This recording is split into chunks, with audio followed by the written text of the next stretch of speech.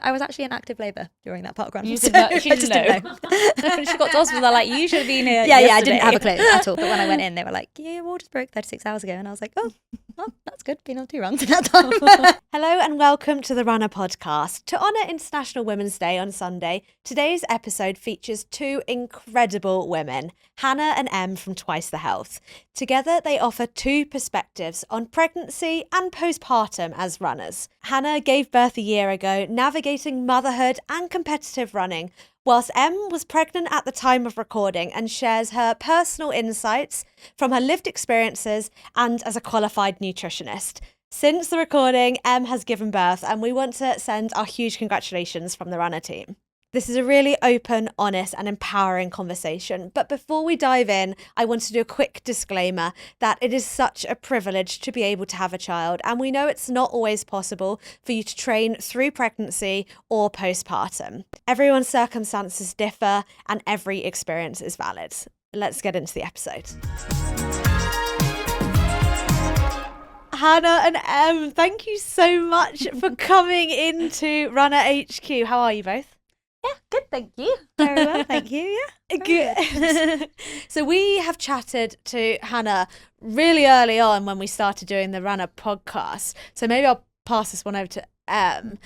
Could you give us a quick whistle-stop tour of you guys and Twice the Health and basically bring us up to speed of where we are today? Yeah, we started Twice Health in 2015, so it's been quite a long time now. And it was just a page sort of about the 2 of us running together. It started to build momentum. A lot of women asking us like, could they come running with us? I'd love to start running, but I'm too scared to run on my own. And sort of like the friendship of female running and challenging ourselves into new things. And we started doing ultra marathons and long distance triathlons. And yeah, it kind of went from there. You really were like the OGs of running, influencing. And we're old. Yeah. I feel like people have like grown up with you and they've started their running journeys with you. And now we've become grown women and Hannah has just had a baby. Congratulations. Yes, well actually, when I came on this podcast last time, I was pregnant, but I couldn't tell anyone. So I remember talking about me doing Dragon's Back and Ben was like, so how are you feeling for it? And I was like, great. I won't be doing it, but great. Because it was really early. It was like 6 weeks maybe. So yeah, nice full circle. And she's nearly a year. And she's nearly a year, which is absolutely, she's a year on Sunday, which is absolutely wild. That has flown by. And is pregnant. Yeah, to like about 25 weeks, which is exciting. So this episode we are going to speak about prenatal and postnatal and all the things you wish you guys had known in association with running, and how to navigate all of those challenges. So I guess we'll start kind of at the beginning. How did you approach training, both of you, when you found out you were pregnant?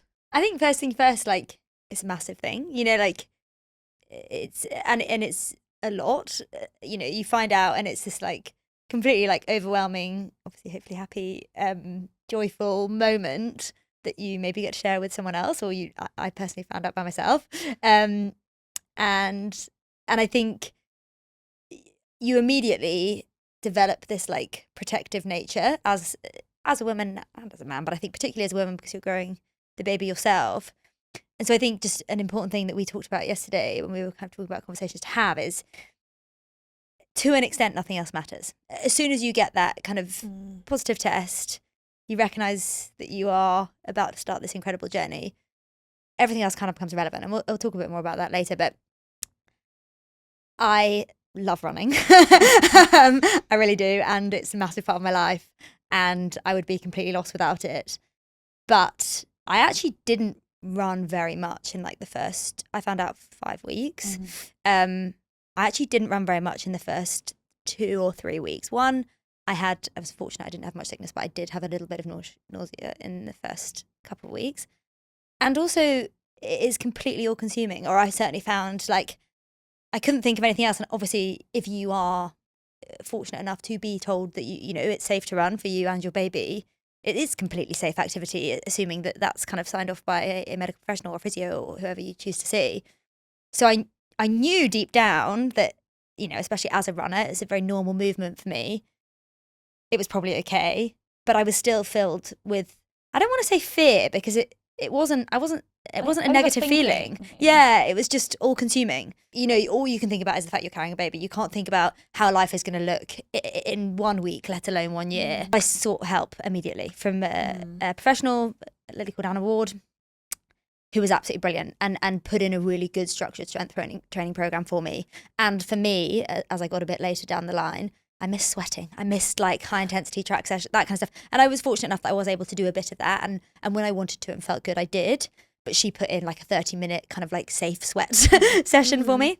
So I think the approach is completely wild. It becomes the least important thing in some respects. Movement, 100%, but your actual kind of training or structure, certainly for me, became fairly unimportant. But the thing I would say is get some advice, because it's so important that you're safe. I think it's so interesting that it's just built within us, you know, when you become a mum, because I reckon some people will worry like how they'll transition in their head from like full-time training to full-time mum.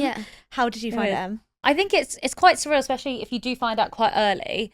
Like our game was also around 5 weeks, and you feel like immediately you should feel different. And again, for everyone, sickness and all symptoms will start at different times, but there'll be a couple of weeks at the beginning where you actually feel completely normal and you feel like something drastic should happen, or you should already suddenly look really pregnant. I remember those first like 2 or 3 weeks I was like of training, and I felt great in the gym, and I was like, I feel so strong, running feels amazing. And then like the sickness, nausea and fatigue started for then like week 6 to 12, which then was a whole nother hurdle. But that initial bit, actually, I felt really good and really strong. I was like, I'm going to love running and training throughout pregnancy. And then it took quite a steep turn. And then I'm slowly sort of on the return again now. But yeah, some women obviously can't train. Just their symptoms are too bad, or it doesn't feel right to them. Have you got any friends, people been through similar things of that? Yeah, and I think, you know, it can, as I said, it will show up in different ways for different people. And it might be just the nausea. So you can't really leave your home, like you can't keep food down, so why would you even think about training when your body's trying to grow a baby? That's the last thing you need to put is another stress on that body if you're not able to keep enough food down. And then for other people, it might actually be like the physical discomfort, and again, that will like be different for everyone. And then that could be prolonged windows of time. For some people, it's the entirety of their pregnancy, and if it might be really acute bits. Actually, their training will ebb and flow throughout their pregnancy as well. Yeah, I think it is really important to be like, you don't have to train through pregnancy. Like, if it doesn't feel right to you, that's totally fine. Hannah, did you feel like there was a pressure for you to keep running through pregnancy, or was that totally your choice and it just made you feel better?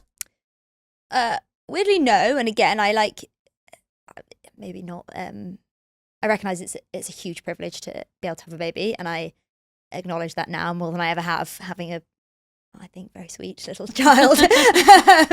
And she really is, you know, I not love her more than I ever thought, but I'm more obsessed with her than I ever thought I would be as a mother. But I was dreading being pregnant. I really was. I was, one, and we'll come back to this, I'm sure, but I think there's a lot of scaremongering around it. Again, I had a very positive experience. I will caveat that, but I was dreading being pregnant because I just thought I'm not going to be able to do all the things I love. 1 being running, 2 being drinking wine, 3 being, you know, like you could become really unwell, and that for me was quite scary. I'm very lucky. I've never been super unwell, so I think pre-pregnancy, if you'd have asked me, I probably would have said yes. As soon as I was pregnant, no. And the least negative way, it almost became an excuse, but in a nice way. I love racing, and I love training, love doing high mileage, and I love running along, you know, all those things. And suddenly I didn't need to. And not even, and didn't need to because I wasn't training for anything, but I could. And I think it is a big thing, and something that like maybe allowed me to feel this way is actually my running didn't change that much. I got slower for sure, but I was still able to do fairly high mileage. Probably I still doing. couldn't keep up with her. So. I was like, yes, I'll finally be able to run with Anna. No. I was probably still doing 60, 70k a week and fine and enjoying it. And if I went out one day, I didn't feel good, I'd turn around. So weirdly, no, I'd actually say on the flip side, I felt more pressure not to run. even though I felt really good running and I was fully allowed to run and I was signed off by physio, you know, all of those kinds of things, I didn't have a massive bump in the end. I did at the end actually, but not for me, but like not. So I was never that uncomfortable until the last couple of weeks. So I'd actually say the other way, I felt a real pressure not to run because people kept telling me, you shouldn't be doing that, you shouldn't be doing this, you shouldn't be doing that. I actually paced Millie Gray for Paris Marathon at 12 weeks and did 2 other marathons actually in my pregnancy, like not races, just for fun. And I one of them I did talk about on social media and the other one I didn't. And the reason I didn't is because I just, you know, felt an element of like, was I being careless? And I wasn't, you know, fortunately I had a very healthy baby, but that was my experience. And I also ran a lot prior to pregnancy. So it's very different. Every scenario is so different. But I think I would really like to champion the ability to continue living, assuming you are well and fit and healthy and your baby is the same. You can keep doing the things you love and that is okay. And we should be encouraging people to not put pressure on them, but encouraging them to maintain a level of movement that makes them feel good. I think that's difficult and people could sometimes see it because they don't know that actually even that is a reduction in what Hannah used to do. Yeah. So I think if you randomly, that post was given to you on social media, you'd be like, oh, this crazy woman is like running 2 marathons in her first trimester. But that is a reduction on the volume because Hannah does ultra marathons and multi-days and that was still like a reduction in training or intensity or whatever that came with. But if you don't know the whole picture, then it can feel confusing to people absorbing that. I think it's always, that's what we try and caveat as much as what we share is that this is our own journey to this and there will still have been changes to accommodate. It might not look the same as yours and like even mine is nowhere near like the volume that Hannah runs and I'm still running, but it's also less and less intensity than before. It's a really good point. It's all relative, right? Like that's a key point almost. Like people were telling me I was doing too much or, you know, what, not necessarily, but that was the kind of feedback or the reaction. But I was doing less, probably similar to, relatively speaking, the similar less amount than you were doing. It just looks different because our training volumes are quite different. So have you struggled to like navigate people's opinions, especially being pregnant online? Have you experienced this like fear mongering? And I feel like I'm lucky in a sense that I don't run as far as Hannah, so I think then what people perceive of mine looks a bit more normal is what we're going to label it as, because I'm not as good at run, and I don't take that as an insult, but I'm not as good a runner as Hannah. So I think people will reflect on me and be like, oh, that looks more achievable. So I haven't got the backlash because I think Hannah's starting point was so much higher. I think that's what then made it difficult because people still like, well, I still couldn't do those things. Whereas I feel like I sit a bit more as like the average runner. So in that sense, it has given me a bit of a blanket, I think. To caveat, by the way, Emily has always been a better runner than me since the age of about 3. Yeah, but then I sort of just I don't like trying hard. I like running for fun. But also you're a very, very strong cyclist and you actually used to do quite a lot of cycling, which you have reduced because it's obviously a bit more dangerous in being knocked off or falling off or whatever. So also because that volume has come down, your overall has potentially looked a bit lower and you will pick that back up as and when you feel comfortable to do so, post-baby probably. But that also, I guess, I personally didn't really cycle in my pregnancy at all because I found it a bit scary, and I think it is, isn't it? You know, it's a higher risk of cars. I think also weeks 6 to 12, like I actually wasn't sick, but the nausea was really bad. So my dietary intake was basically yogurt and potatoes. And the fatigue then that came alongside that, people were like, oh yeah, you get really tired. And I was like, meh. Oh my gosh. It was like being hit by a truck. I could have fallen asleep like anywhere. Actually, you could do that anyway. Sleep is like my magic talent. If I get on a tube or a train, like I'm asleep in seconds. So it really was like, I don't know what's it like, Sleeping Beauty syndrome where people just fall asleep everywhere. I feel like that was me. And I was only then running once a week. And then actually then with the start of like your bump growing and then the pressure on your pelvic floor, actually taking almost like an 8-week, I was probably doing 1 or 2 5Ks a week. Actually then trying to like come back to my training because my body had felt like it had changed a lot. It was almost like going through an injury and then having to rebuild my mileage. So actually my training did take a hit and I'm sort of rebuilding like halfway through my pregnancy as I then started to feel better and love all food again, which is great, especially working in nutrition. Hating food was not the one. So it's really nice rebuilding in sort of my second and third trimester. So my everything took a bit of a cutback. So I guess you both kind of approached it differently. Hannah kind of ran through, you had about an 8-week break. So I guess the overarching advice is like, listen to your body, and everyone's different. Other than that, how did you approach training differently? Like, did you change your mileage? Did you change your intensity? Did you change your food? I know Em's an amazing nutritionist, so maybe you can speak more on the nutrition side and training and how that's different through pregnancy. Should we start with mileage and like intensity? Maybe Hannah, how did that change for you? Yeah, it definitely decreased for sure, across the board. But I think I didn't necessarily feel like it had decreased because I was just doing the amount that was feeling good, relatively speaking, to where I was at, especially as I, bodies change, your pelvis, your pelvis shifts, all that kind of stuff.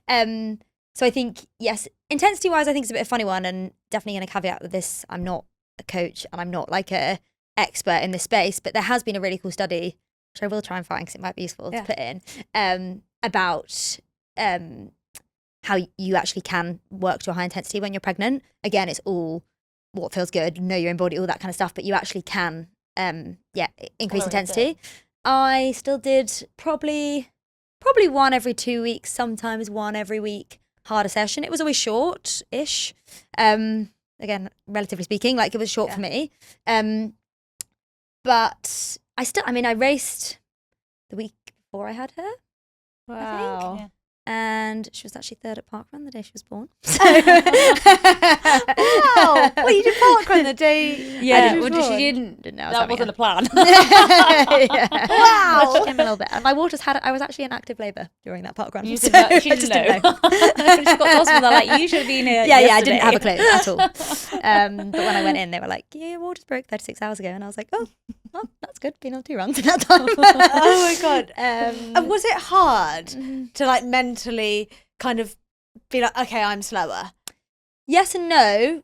Yes, if I am competitive with myself, but there was this underlying, excuse is the wrong word, but I'm pregnant, so of course I'm going to be a bit slower. And actually I'm still running at a pace that feels good. I'm still like pushing myself and getting the endorphins and getting the excitement from running fast. Yeah, like it's also individual. And I guess my advice would be like, if you can do, because it's brilliant to hold on to that side of myself. Like running, racing, pushing myself, feeling, you're sweating, whatever, like challenging myself, recognizing what I'm capable of is all a massive part of like my personality and what makes me me and what gives me my confidence at a time that is so turbulent because so much going on in your body. And again, I had an enjoyable pregnancy, generally speaking, but to be able to hold on to something that makes you feel really, really good is, I think, the best thing you can do. And that, by the way, doesn't have to be a track session or a race. Yeah. It could be a yoga session. It could be a long walk with a dog. It could be whatever relatively feels good to you. But I can honestly say I was so sure it was going to drive me mad and I was going to get really frustrated, but it just didn't matter. I feel like it almost feels like taking on a new sport. Like when you start triathlon, I mean, you still did so well in triathlon, but like you don't mind that the swim's not your strongest point because it's really fun to see progression in it and it's still really enjoyable. So even though it's still running, it's like running with a +1 and you set like your goals different. Even, Hannah was still doing great goals, but they were different from before, but there's still like success and pride that comes with it. 100%. Yeah. And did you have any advice on how you could approach like nutrition or supplementation different if you're trying to run during pregnancy? Yeah, and again, it depends. Obviously, if you're not feeling great, and any food is better than no food, like whatever you can keep down is always the aim throughout pregnancy. But if you are feeling good, there's like the sort of bog standard NHS guidelines always follow them on like folic acid and vitamin D, everything like that as well. But it's always going to be a well-rounded, healthy diet as well is the main goal. So making sure you're getting a good amount of protein, you're supporting your movement with carbohydrates, you've got all your fruits and veggies. But actually you might want to change like the style of how you eat. And that's what I found like the biggest change for me. I'm like, I love big meals and I'm like a snacker, but like I'm a big meal gal. And the like reduction in space due to baby even to now is a real learning curve of actually it might look like 4 or 5 meals a day and actually reducing meal sizes, but increasing food frequency. And you might want to start fueling a little bit earlier on runs, but reducing your overall fuel because you're going to run at a lower intensity. So just tweaking parts of your nutrition to sort of support and fit Yeah. with what you're doing. I think a big thing you said to me as well was hydration. Like Yeah. one of the, I mean, you're not better, but like one of one of the most dangerous things you can do as a pregnant person is get dehydrated. But I remember you. Yeah, and because your blood volume is obviously massively increasing anyway. Okay. And then also if you're doing something like running, you might find your breathing rate has gone up, even though actually your exertion, your heart rate hasn't increased. You're breathing a lot more rapidly, so you can be losing a lot more moisture through breathing. Obviously, your body temperature is a bit hotter, so you might be sweating more. So just, really keeping on top of hydration, potentially using an electrolyte here and there if you need that too as well. They're tips that people would wish they knew when they were pregnant. Do you guys have like one or two top things you wish you knew, or you'd tell anyone who's pregnant and wanting to continue to run? I think don't go in with an expectation. I think I did that following. I knew I wouldn't be able to do quite what Hannah did, but I was a little like, well, she had great pregnancy. Surely I'll be fine. And my sister had quite good pregnancy. My mum always taught positive pregnancy. And I think because the first bit started really well, I was like, I'm gonna really love movement. And there's been days where I haven't. And that's okay. So don't set one expectation through your pregnancy. I think just take each day as it comes. Yeah, I think I've seen that like even on your Strava, and it's like, oh, yesterday's run felt great, today just didn't. No. Yeah. And that's fine. I think like on similar suit, running will still be there. Like, and very easy for me to say because I could run through pregnancy, but running as a movement, pregnant or not pregnant, is so high impact and pretty tough on the body. Whether you're running easy or running hard, like you're still slamming body weight, which is increased, by the way, and everything. Yeah. So there's so many other ways to move which could actually enhance your pregnancy, rather than getting so hung up on like running being the only thing that you want to do. You might actually really enjoy Pilates or yoga or cycling, static bike cycling, or outside if you feel confident to, or walking, hiking, whatever. So I think like it's easy to say now as both of us can run, but it will still be there, and it's not the only type of movement that you can do to like better your mental and physical well-being. And get a really good sports bra. Yeah, that was boobs. Oh my Lord. I really wish I'd been warned about the pregnancy boobs. It's a whole other world. And I understand now why women with boobs don't like running. It's a nightmare. But also women were told for so many years like you can't run during pregnancy. So it's amazing that there is now so many studies that, do encourage movement, not just running. Yeah. Were you surprised with how your body reacted to pregnancy based off, all the historical knowledge and, got to stay at home, got to look after your bump? Yeah. Like, our bodies are phenomenal things. Whether you're pregnant or not, they're phenomenal things. But I do think it's important to champion the great pregnancies because they do happen. And like, generally speaking, you had a rough couple of weeks, but generally speaking, I can't complain. Has been good. You are able to continue moving in the way that you love, or continue doing activities that make you feel like you, then absolutely do. Like, my body held up 10 times better than I ever thought it would. And I know we're going to come on to this, but and during pregnancy and during birth and post-birth. And I think it gives me a whole new respect for the body that I'm in. Like, it's actually really hard to explain because it really is just quite incredible. Like, you're growing a human being in your body. You're not only like feeding it, watering it, growing it, nurturing it, all of these things, whilst, by the way, living the life that you had to live before you were doing all of this. Like, working, exercising, socializing, being a good friend, being a good partner, give yourself some credit. You're doing really good, whether you can move or not. Like, you're doing really good. Yeah, and I think also like at the end of it, the process of either giving birth or going through a very intense surgery, like that's a huge thing for the body to recover for. And if you are able to move or keep up with a similar vibe of whatever you were doing before and keep your body feeling strong, then there can be benefits. Obviously, if it's not possible for you, there should be no guilt associated with that. And I think especially for the sort of audience we're going out to of people who probably already like running, if it is uncomfortable or you do not want to go, because for that period, I didn't want it. If someone was like, do you want to go running? I was like, I actually really don't want to go running. And that's okay. Like, it shouldn't just, because it's great that we can show that you can, but if it's not feeling like something you want to do or can do, that is also completely Got to be fine. health first. Yeah, 100%. I guess it's probably a bit more fresh in your mind. But is there anything that's surprised you through your pregnancy and through running? just before we go on to postnatal, which Hannah has more experience in? I feel like every day there's something else that surprises me. Every day there's a different symptom or something that's also just so random to everything else, even down to like in my first I kept sneezing all the time. Apparently that's also dry sinuses is a thing. I just thought I had hay fever. It's just a wild ride. I feel like every day is just take it as a new day. Your body will do different things every single day, and just don't be surprised by that. Okay, so you just can't predict it. Go with the flow. Yes. It's exciting. You never know what you're gonna get. Yeah. Hopefully, baby. yeah. Okay, we'll move on to postnatal. Hannah, how did your return to running look after giving birth?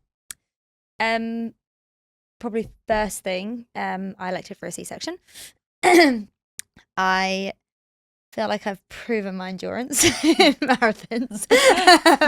And there's absolutely no right or wrong. You 100% should do whatever you feel most comfortable doing. It's a massive thing. For me, I'm a control freak, and I wanted to know that I was going in for a surgery at a set time. Obviously, that didn't happen anyway. Set time, set day, when I was going to have my baby, and recovery can be longer for sure. Yeah. But for me, that was the right decision, and there was never really a doubt in my mind that's what I was going to do.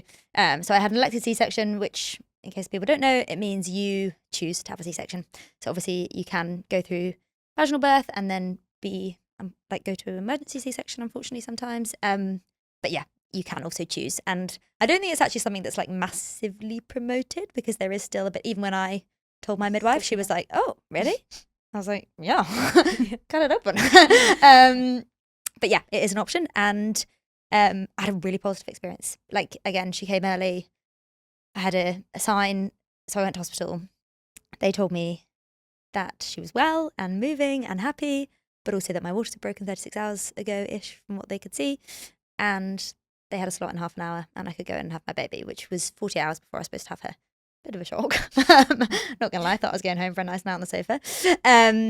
But I then had her, within 3 hours of getting to hospital, and I was home the next day. The first 2 days pretty grim, but after that, I think they're always going to be pretty grim, no matter how you have a baby. But I really Major surgery. You cut through 7 layers. It's a lot. But generally speaking, really, really positive experience. The big thing I'd say about post having her, I was sure I was going to again hate those like 12-ish weeks that you're supposed to have. You've got so many other things going on that I was lucky again. I was able to kind of get out and walk and be outside. So I got my kicks from that. But I was not in a rush to get back at all. Definitely not. At least didn't really give it any thought till about 6 weeks. I was content and I had quite a sweet little child. And then again, quite good. Best piece of advice I get, and I appreciate it's expensive, get a really good women's health physio. Like get referred. Steph Davis actually referred me to mine. And massive thank you, because she's amazing. And I really invested in that. I got a lot of secondhand goods so that I could have a good women's health physio. But, I really invested in that, and she was brilliant. And I was actually back running, and again, this is all completely relative. Yeah. There is actually now new studies to show that the 12-week protocol is general, so you shouldn't treat the protocol, you should treat the patient, which is what my physio had said to me. And as a patient, I ran all the way through my pregnancy. So I'd actually only had 8 weeks off. I hadn't had, a lot of people can't run at all, so that means they've had over a year off, which is very different return game to someone who's only had 6 to 8 weeks off. And I was able to like bike, and I was able to do strength from about 5 weeks, maybe 6 weeks. Obviously, like incrementally getting more and more intense, but Straight back in with the body weight squat. But I was able to start a return to run program at 8 weeks, which again also was quite quick, because I hadn't lost that much fitness, and I had a very good recovery from the scar perspective, and I didn't have any, what's it called when it adheres? Diastasis recta. Splitting of the abdominals. That didn't happen to me. So again, I came out in fairly good nick. Not nick, you know what I mean? Like my body was in a quite good way. And it was really good. I went back in very slowly. I did have a setback about maybe 13 weeks where I just kept getting like a stitch-like feeling. And it was just a weakness. in my core, and pulling from where my pelvis had kind of moved, and then I generated some kind of weakness on one side. So I had kind of 2 weeks of physio. I didn't actually have to stop running for 2 weeks. I think I stopped for like I think I stopped for like a week, and then was doing a bit less. But then after that, really good. I'm a better runner now than I was before I had a baby. But again, like very much listen to your body. Yeah. You're tired, more tired. You've got more on. I went back to work quite quickly, which was my decision and like very good one for me. But there's a lot going on. Like be kind to yourself. But I was fortunate. I had a good return to run. The kind of mythical mum power is a real thing for sure. And also I love my baby more than almost anything in this world, but time for myself was also really nice, and I could get that on a run. And I definitely utilized that, and being able to go and run with friends again was a big thing. It was a massive part of my social life and my work life and all those kinds of things. So yeah good. So that's Hannah's experience. Maybe Em can talk about like more general advice that you get going back postnatal. What does like a return to running plan kind of look like? What are you expecting to feel? I mean, again, I don't specialise in that area, so it would be more sort of what I'm thinking about. I'm planning for a vaginal birth, which then again there's other complications that come out with the return to run, but you never know what happens when you get there as to which way the baby will get here. So there'll be concerns obviously around pelvic floor, but we were talking about this the other day, and actually something I didn't really think about previous to being pregnant was that regardless of that delivery, like the pelvic floor stress is happening throughout the pregnancy, so it isn't just the delivery process that can cause that stress. So even if you have gone for an elective C-section, it's been great, like as Hannah said, like working with a women's health physio on that return to run. I know again there's the financial issues, there's better stuff within the NHS now to hopefully offer that support as well, but to just be really mindful of that, because there's no point rushing that return to run and feeling like you can't retain urine, etc., or pain, like that's just not worth trying to build run mileage on top of that. You want to make sure that you're feeling really stable and secure in that return to run. I would say almost like going back to something like the sort of the couch to 5Ks. I think it's what a lot of people like, a lot of that walk, running, also just starting with walking, like small body weight, like strength movements as well, like before actually trying to head out on a run. Like we forget how repetitive running is. Like you wouldn't go and be like, oh, I'm just going to start off my gym session with 100 body weight squats, and that would just be running to the end of the street. Like it's easy to forget like how many repetitions you're doing in such a short distance. So just to be really mindful of that as well, and just take your time. Also, if you, again, I didn't, which I think potentially contributed to like a fairly quick as well return to run if you're breastfeeding. One, you're breastfeeding, and two, the energy and bone health. And there's more even about I was reading about today as well, about osteoporosis during pregnancy, and there's quite a lot of research coming out at the moment about that. But also in the return to run, that if you are breastfeeding, that risk can be higher because obviously the calcium needs will go up, and just the stress and the energy that will go into producing milk. So to be aware of like the amount of food that you might need to eat, paired with your reduced time, potentially reduced appetite because you're just in a bit of a whirlwind. So to be really mindful of your energy expenditure and your needs as a mother before then putting on the load of training as well. Also the huge amount of internal recovery that is going on regardless of it being surgery or delivery, blood loss, like all those things. So just making sure that you're actually recovered from going through an incredibly stressful situation before we be like, let's now train this body, to make sure you're feeling sort of grounded in recovery first. I think that emotional recovery is really, it must be really important.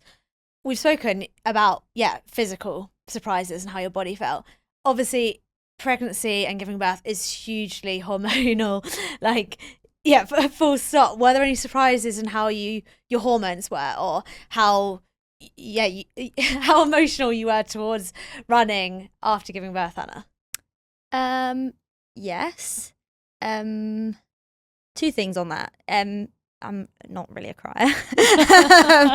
Quite stone cold in that sense. My kudos to my lovely fiance who put up with a lot of like tears and strops. I think two things. Yeah, one is you are not only are your hormones all over the place, you're more tired, and I certainly felt in the first couple of weeks that you just worry about everything they do, every noise they make. There's so much that's contributing to your mental well-being. You don't have a second to think for yourself or your partner or your friends. I certainly felt a lot of like guilt over not being a very good friend, not being a very good partner, not being a very good daughter, because everything was concentrated on Margot, who's my daughter. So I think there's a really big like emotional like drain as such. And then I guess maybe not the question, but I think something quite important to highlight is the actual biggest struggle that we as a couple felt post pregnancy was not assuming that your baby is healthy and well, which ours was, and I cannot talk for anyone who unfortunately doesn't have that same situation. So I want to caveat, like I'm not suggesting this is the kind of overarching thing, but fingers crossed you have a well and healthy baby. It's okay, like it's fine. Everyone really scaremongers you into, you know, it being like, I don't know, like the most intense and terrifying and petrifying and hard, and it is all of those things. Of course it is at moments, but it's also wonderful, and it's also joyful, and it's also rewarding, and it's also all those things. I'd say the thing that I actually found hardest, and again, caveat, had a healthy well baby who generally speaking is quite good, is the detachment you get from your partner. You become a tag team and you are just constantly either, as you said, like out-martyring each other the whole time. No, you get some sleep, you get some sleep, you go and do some work, you go do it. Or you're tagging in. We didn't sleep in the same bed for a long time because we needed to get sleep, and we couldn't do that if both of us were in the same room. So we'd do half the night each. I would do from 7 o'clock or whatever time, 9 o'clock till 1 a.m. and then I would go and wake Taylor up and we'd switch rooms, and I would then go and have a good sleep and he would have had his good sleep prior. So you lose that, you know, I don't want to be icky, but you lose that like kissing and cuddling and like time on the sofa and time catching up about your days, because everything becomes centered around the baby. And we didn't notice it at the time because you're in autopilot and you just do it. You do what you need to do for this baby. But actually I missed him. Like I really missed him. And I didn't notice that at the time, but it definitely created a divide. We didn't argue or anything. We became probably kinder to each other than we've ever been in our entire lives. But there is a divide, and I missed my best friend, and I missed my boyfriend, and I missed the, you know, all the things that you unfortunately do have to give up a little bit. Not all the time. We did make, we made time to go and have the dinner when we could and whatever. But that I would say was the biggest emotional stress on me as an individual, and Taylor, my partner. There's obviously a huge narrative around bouncing back after giving birth. Does that worry you? Are there pressures? Do you feel the pressures to bounce back? I think not on like a body thing, but I think I'm holding a bit to myself, like of being active my whole life, like from being really little to being like, oh, I don't know. I know there'll be a period where you have to recover, but like, oh, like what does that return look like? And what happens if I really don't want to go running for ages? And like, will I feel a bit lost in that? And I'm worried about having a little bit of envy towards like Hannah's return and then being like, well, I'm not matching that. Even again, not in the scale, but in the timeline. And then like having a bit of jealousy of like, oh, but she could do these things that I can't. And just to be aware, like, that, you know, we are all human. We do make comparisons that we shouldn't be making. Yeah. And just taking a little bit, as I said, with pregnancy, like every day as it comes, and trying not to overwhelm myself with that like end goal. Yeah. That getting a baby into the world is the first bit, and then we kind of see how it goes from there. Yeah, when you mentioned the comparisons there, I think, yeah, it's obviously Hannah's in an amazing situation with an amazing support system from Taylor, and being able to do that tag teaming, and obviously that's a privilege as well, and not everybody has that, and sometimes people are bringing up a baby by themselves. But how important was trying to find that support system, and what could like a single mum do to really find people like her? I think it's really hard because, again, like I was in a fortunate position, I'm in a fortunate position. I think there's two parts to that question, and I'll start with the kind of like, what if you do find yourself kind of solo on this journey, which is very common, and a huge kudos to any woman that has a baby, let alone one that has to raise a baby, pretty much solo. Mums groups are amazing. They really are. And everyone is going through the same thing, and everyone is experiencing and riding the roller coaster, and everyone just wants to help you out, and everyone wants to see you not achieve, but survive. It's a wild ride, and I think if you can, but lots of them are free, like loads of them are free. Lots of churches hold mums groups. Even just to have an hour of being with other people, like it's lonely if you're like. I did a very short mat leave, partly because I think mat leave was for me harder than I love my job, so that's different. But I couldn't have done any more than I did, to be honest. I love Margot, as I said, more than anything in the world, but I am not meant to be a stay-at-home mum. There's no negative connotation to that at all.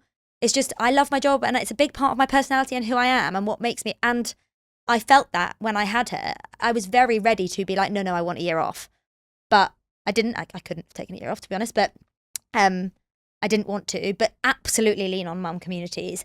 Absolutely like lean on new parent communities. Absolutely like dive headfirst into those if you can. Because remember, everyone's in the same boat. There's no judgment. And I think I've met some of my like closest friends now through going to mum groups and just kind of being a bit open. And baby sensory is the most wild thing you'll ever experience in your entire life. But just like get stuck in, do the hand movements, learn the words. Like you never really get to act like that. So why not?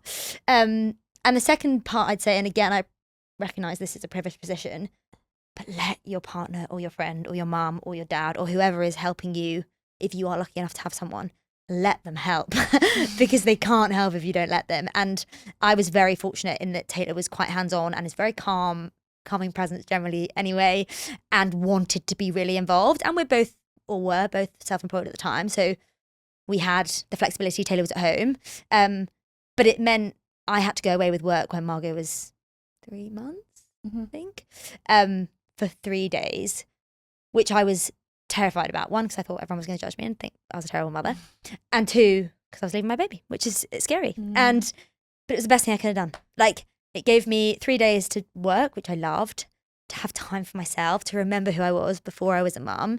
And it gave Taylor time with his little girl, which, he loves her. He is 50% hers, like, so I think, I know it's really hard, and Taylor still says to me, like, why do you keep laying your clothes out? Like, I can get clothes out the cupboard.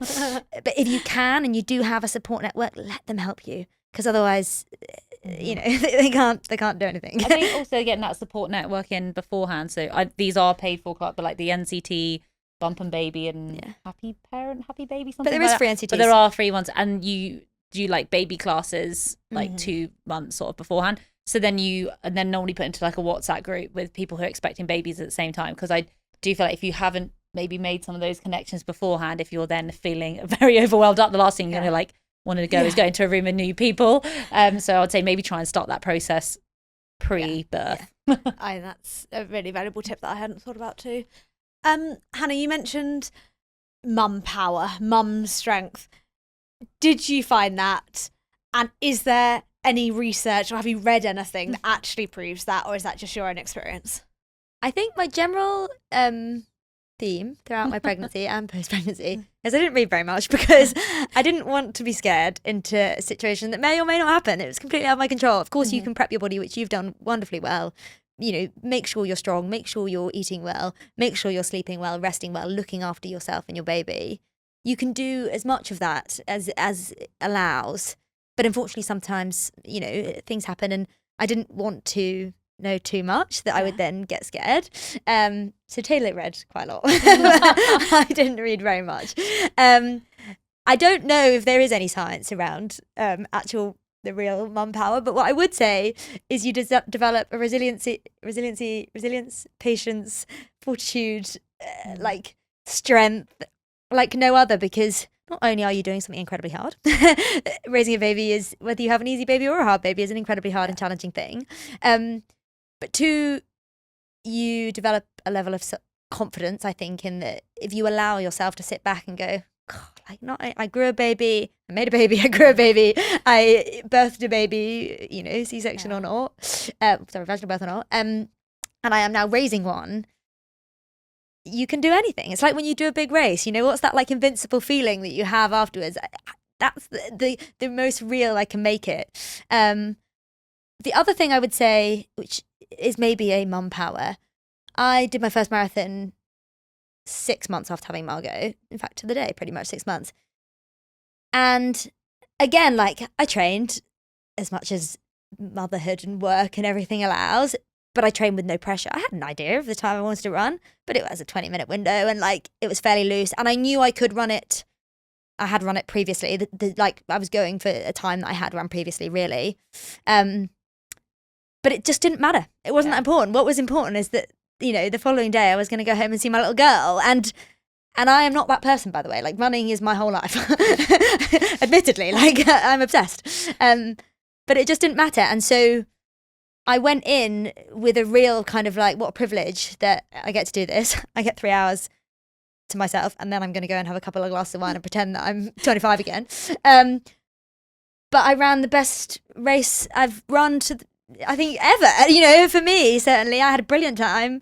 I felt really good. I ran a PB and I loved it. And I was so proud of not only myself, but what, you know, she hasn't got a clue, but hopefully what Margot will think of me in years to come. And the other, you know, pretty cool thing, I only got a couple, but pre the marathon, I'd done a couple of Buggy runs, which is the best thing in the world, being able to share that with her. And knowing I had so much more of that to come, I've run pretty terribly since, but like it was brilliant and so much better because of what I'd achieved in those 6 months leading up to that race. Yeah, and I think the mum strength as well can come in so many different aspects that it's not just pushing through the sleep. I think also for you actually it's reflection and beforehand, because you are tough on yourself and you will push yourself to the limit, and actually having almost something that gets in the way of that, of having to be like, oh, actually I can't, or I have to half my run because I have this other need. Actually, I think help you listen to your body and fatigue and actually plan your training around it a bit with a bit more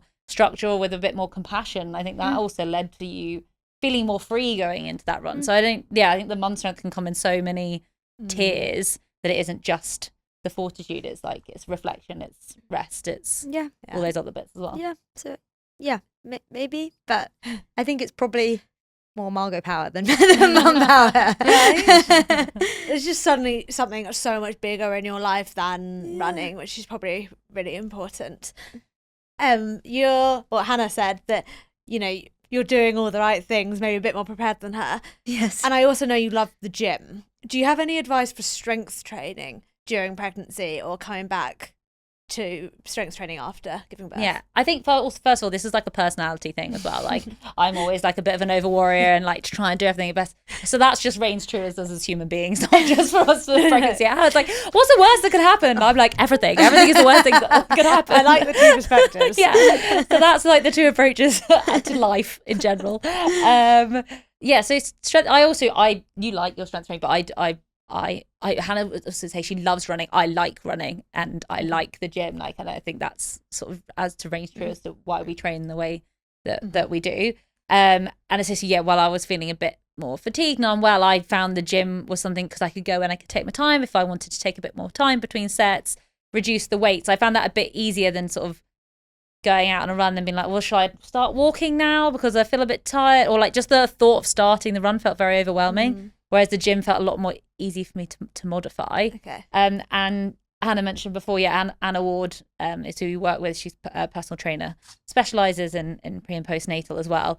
And I've worked with her as my strength coach anyway. So knowing that then I had a plan that was followed like guidelines around what you can and can't do. But having said that, and Anna would agree with this, you know, there are regulations in place to help it make things easier for the general population. But also, if you are feeling good in movements, or for some reason one random movement doesn't feel good, then just because that's a yes on the guideline doesn't mean you have to do it. So even some stuff that she's programmed, I'll be like, oh, actually that's not feeling right. Can we please take that out? Or something I thought I wouldn't be able to, and I was like, oh gosh, that's weird, she's put that in there. And I was like, oh no, that feels fantastic. So I think, if you have the capacity to work with a professional, or again, there's so many people online, make sure again they're qualified and reputable, but to help follow some of their guidelines about what is recommended like during pregnancy. Most is around core, to be honest, and twisting. So there are things to keep in mind, but there's easy adaptations to make along the way. And the key thing is how you are feeling in your body. Because actually really early on, I was having like, my core did feel strange, even at eight weeks with no bump. And actually almost now it doesn't feel as strange. So, you know, those feelings will come on at different points. Your body knows best, right? Like lunges are something you're supposed to be able to do all the way through. I had to stop them at like 20 weeks, something like that. Like, it didn't feel right. Yeah. And so like just always, And to be also relaxed then as well, like the hormones. So just to be aware, like you might feel actually you have bigger range of motion, but just try and move with a bit more control. So don't drop down into squats. Don't like force ranges of motion, because you could be quite stiff the next day because you just have a bit more range of motion at the moment. So just be mindful of that as well. Splits. Hannah was wagging out the splits. So Hannah, what, other than listen to your body, what is the one tip or one thing you wish you'd known about your return to run, and maybe can share like the most valuable piece of advice she's heard for returning to running? I want to be careful how I say this, because again, it is, and I think we have talked about it, but I think it's quite important to emphasize is, and obviously I know so it helps, but like, you will be brilliant, and it's and whatever, however you do it, you know, whether you are a more precious mum, or whether you are slightly more distant, or whether you need to be with your baby the whole time, or whether you don't need to be with your baby the whole time, like, you will be brilliant, and you and Rob are a brilliant team, and you will overcome whatever, you know, whatever hurdle, you know, touch wood, you know, I think she's having a boy. I'm not finding out. We'll be kind to you and we'll let you sleep, but also like, just don't let the noise tarnish what will be, in some respects, immeasurably better than you could ever imagine, and in some cases immeasurably worse than you can ever imagine, and that's okay. Like, pregnancy doesn't have to be this like magical bubble of joy and unicorns all the time. Like, sometimes it'll be really hard, but again, like, you will be fine and you will be brilliant, and you will look back on the first 6 months hopefully fairly fondly, but also with a bit of like, oh god, like that was a bit mad, wasn't it? And like, that's fine. Like, go into it knowing that however you decide to do things or not do things, it's the right way for you, and don't let grandparents tell you how they used to do it all the time, because they mean it with the utmost love. And my mum is the most brilliant mum in the entire world, and has been the most brilliant grandma, but that was definitely the thing that just know in your heart of hearts that what you're doing is right for your baby. That's so nice. Have you read anything that surprised you about returning to running? No, I think because everything's so varied. I think that, sorry, I know it feels like a very droning undertone of this, but there really is no one. I feel like I've seen, right from the worst horror stories all through to the... Okay.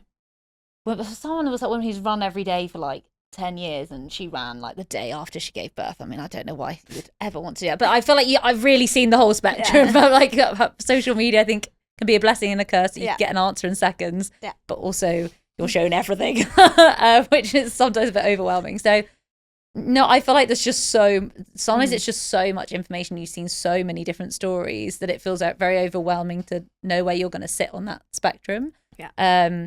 So yeah, that's my very washy answer to that. No, it's just a great note to kind of finish there on before we jump into Coach Steph's coaching tip of the week. But it's just so personal. It's so individual. Listen to your body. And I think that's the main takeaway here. So on that note, we'll segue over to Coach Steph's tip of the week now. Today's tip is on the role of your warm-ups. A proper warm-up primes your muscles and nervous system for the performance that is about to happen. It can improve your efficiency and reduce injury risk. Try doing some dynamic drills, strides, and light jogging before any harder sessions. And for easy runs, ease in gently. Even if you're short on time, something is better than nothing. Hey guys, this episode is brought to you by the Runner app, the #1 rated running coaching service worldwide. And if you want to try the app today, use code podcast25 for 2 weeks totally for free. And please do remember to rate, follow and subscribe to us on your listening platform to help us climb the rankings and so that we can keep bringing you the most interesting and amazing guests. I'm going to bring us back with some sillier this or that's. So, would you rather run with a buggy always or solo miles always? Where am I in the world? How flat is it? With a buggy. Yeah. Yeah, I would say, although it is so tiring, but with a buggy. I'm not a very good solo runner. I like running with people. Also, I get to share snacks. It's nice. Maybe that will bring us on to snacks. What has been your go-to fuel or snack to get you through pregnancy whilst training? Maybe Em can ask that one. Oh, this is food I like anyway, but it's just become more intensified, is Cornichons and Baby Bells. So rude. But I do love cheese and like pickle food anyway. Did you have any, Heather? What did I have a lot of? You're actually supposed to limit it, and I think I did. But do. But like tuna and cheese sandwiches were like, I could have had 4 a day, and I don't think you're supposed to have. I can't what tuna like twice a week. Yeah, what the Little amount tin is. tuna. But I'd have to like plan it, and like it would be the thing I looked forward to the most, like all week. And weirdly, I now have like really gone off it. I love that. And last this or that, strength training during nap time or sleep when the baby sleeps. I would like to pretend that I like strength training, but I'm a sleeper, so I'm going to be sleeping when the baby sleeps. Can I run when the baby sleeps? Yeah. Yeah, everyone always says sleep when the baby sleeps, but I just found out like I wasn't then tired. Like I wasn't tired at that point because I was like, oh my God, I've got an hour to myself. Like, what can I do? Yeah. I baked quite a lot. Yeah, probably. Again, it depends if you have a good sleep or not, and support network and that kind of stuff. But for my situation, it would be run when the baby sleeps. But I definitely can see what people would need to sleep when the baby sleeps. Yeah. And our final closing question. I think we might have had Hannah's dream race when she came on. So maybe you could do a collaborative effort. Or if Twice the Health were going to host a dream race, what would the event be? Where would it be? What food and drink is at the finish line? And who would present you with your award? Co-steering is out. Co-steering.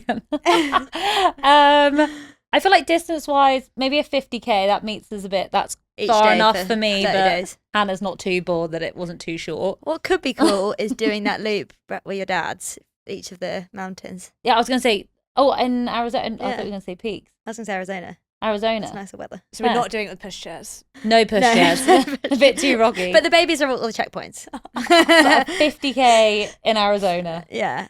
Because And also then we can then- go to your dad's afterwards and like chill out and have a nice Yeah. glass of wine. That's cute. Oh, and then actually cheese and jam sandwiches. 100%, yeah. Yeah, would be on offer. And At the baby end, bells and cornichons. cheese and jam, cheese and jam sandwiches, cornichons, baby shells, and a glass of wine. Yeah, and a black glass of rosé. Yeah. think that would be- yeah. be And our who's combination. presenting the Oh, Scott surely. What's that? I really hope that you're thinking what I'm thinking. I don't know. Who's on your bed? Who's on your pillow? Oh, Taron Egerton. Yeah, that'd be great. Taron Egerton could give out the medals at the end. This whole event just describes you two so much. I'm not doing a 50k ultra over the peaks of Arizona with those hideous food choices. Like, Get a but glass of wine though. true. We'd have gluten-free options. Thank you. No, I honestly think you're two incredible women, and there's so much Right back at mums you. and non-mums alike can learn from you both. And thank you for sharing all of your wisdom. Thanks. Or idiocy, one Yeah. of the two. Thank you so much for having us. Yeah, thank you for having us. No, we wish you both the best of luck and really excited for what the future brings for you all and your families. Scary. Marco's getting a bestie. Before you go, we've got something very exciting to share. We have launched our limited edition Lululemon Runner collection, Your Best Yet. It's a 10-piece London capsule built for every runner, for every mile, from those training miles through to race day. Designed for both men and women, it performs both on the run and for long after you've finished. It's available now in the Lululemon London Regent Street store or online in the US and UK. It's a limited drop, so when it's gone, it's gone.